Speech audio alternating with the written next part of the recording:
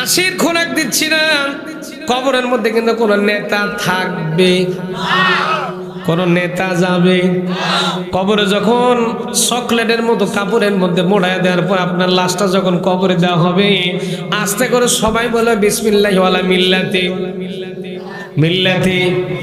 সারা জীবন রসুলের দলের বিরুদ্ধে কথা বলেছেন, দাড়িওয়ালা টুপিওয়ালা দেখলেই বলেছেন জঙ্গি, রাজাকার বলে গালি দিয়েছেন। সারা জীবন রাজাকার রাজাকার বলে গালি দিয়েছেন, জঙ্গি বলে গালি দিয়েছেন। দাড়িওয়ালা টুপিওয়ালা মানুষদেরকে সহ্য করতে পারেননি, রসুলের দলের বিরুদ্ধে চলেছেন। মরার পরে বলতে যে রসুলের দলের মধ্যে দিয়ে গেলাম, কথা কই না বাড়ি। এখন ওই মরা পশা পশা লাশ আমার নবীর নেওয়া বুঝে খুব ঠেকা পড়ে গেছে।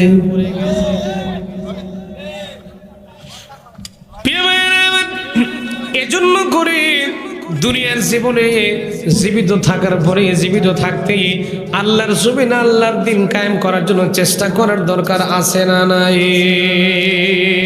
ওয়ালতাকুম মিনকুম উম্মাতুন ইয়াদউনা ইলাল খায়রি ওয়া ইয়া'মুরুনা বিল মা'রুফি ওয়া ইয়ানহাউনা আনিল মুনকার ওয়া উলাইকা হুমুল মুফলিহুন।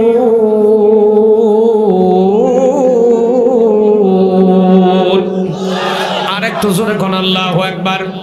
আমার প্রিয় ভাইরা, মুমিনদের গলার আওয়াজটা হুঙ্কার দিয়ে চিল্লে কোন আল্লাহু আকবার, আল্লাহু আকবার।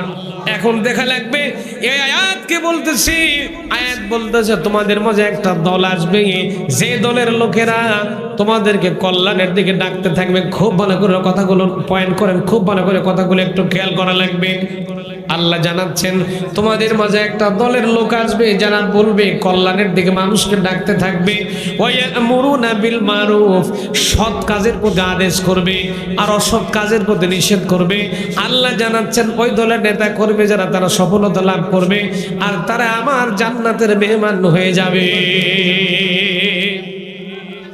ভাইরা আমার, এবার আসেন এই আয়াতটা আপনার নেতার জীবনে, যে নেতাকে আপনি মেনে চলেন, যে নেতার নেতৃত্ব মানেন, সেই নেতার জীবনের সাথে এই আয়াতটা একটু মিল করে দেখেন তো আল্লাহর কোরআনের সাথে আপনার নেতা মিলে কিনা। যদি নেতা না মিলে তাহলে ওই নেতাকে 140 তালাক দিয়ে ইসলামী দলের নেতার অনুসরণ করার দরকার আছে।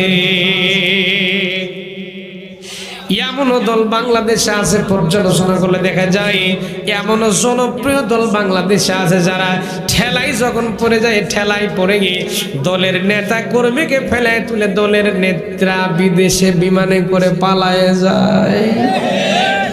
কথা বলেন না কেন ভাইরা আমার? আমি আপনাদেরকে সুন্দর একটা টপিকস বোঝাবার চেষ্টা করছিলাম, সেটা হলো ওয়াতাসিমু বিহাবলিল্লাহি জামিআন ওয়া লা তাফাররাকু। আমাদের সকলকে এক হওয়া লাগবে। সকলে যদি এক না হতে পারি তাহলে আমাদের কপালে আছে শুধু পিটন আর মায়ের বাটাম এমনিতেই ফাটানো হবে যদি আমরা এক না হতে পারি। ভাইরা আমার, কেননা মুসা নবীর উম্মতেরা বনি ইসরাইলের লোক যারা ছিল তারা কিন্তু এক হয়ে চলতো না।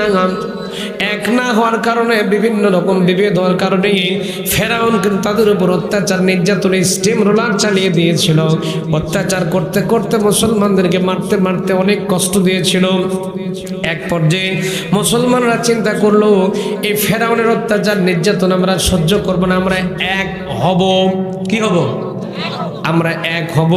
আমার প্রিয় ভাইয়েরা, আমরাও যদি এক হতে পারি, কোন নাস্তিক মুরতাদের বাচ্চারা আমার বামপন্থী লোকেরা আমাদেরকে যে কোনো দিকে নিয়ে যেতে পারবে না। এই জন্য করে আমাদেরকে সকলকে এক হওয়ার দরকার আছে না নাই? আস্তে করে কম ভাইরা আমার, মুসা নবীর সময় বনি ইসরাইলেরা এক হয়েছিল। এক হওয়ার পরে বনি ইসরাইলেরা যখন এক হয়ে গিয়েছিল, মায়ের খেলে বনি ইসরাইলের আলেমদের হত্যা করা হলো, মুসলমানদের মেরে ফেলে দেওয়া হলো, জেলের মধ্যে জুলুম করা হলো, নির্যাতন করা হলো।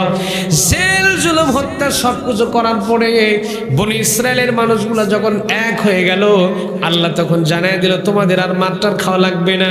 আল্লাহর কোরআনের ভাষা দেখেন, ওয়ানুরিদু আন্নামুন্না আলাল্লাযীনা نستضعفوا في الأرض ونجعلهم أئمة ونجعلهم الوارثين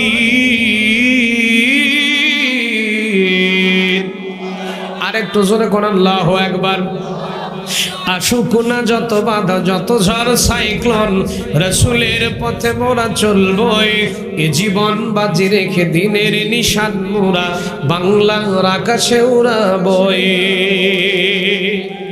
ঠিক কি না আসুক না যত বাধা যত ঝড় সাইক্লোন রাসূলের পথে মোরা চলবই এ জীবন বাজি রেখে দিনের নিশান মোরা বাংলার আকাশে উড়াবই মোরা কামানের মুখোমুখি দাঁড়িয়ে মোরা কামানের মুখোমুখি দাঁড়িয়ে আল্লাহু আকবার বলবো আসুক না যত বাধা যত ঝড় সাইক্লোন রাসূলের পথে মোরা চলবই এ জীবন বাজি রেখে দিনের নিশান মোরা বাংলার আকাশে উড়াবই আমাদের দেহে বই জিহাদি রক্ত আছে না নাই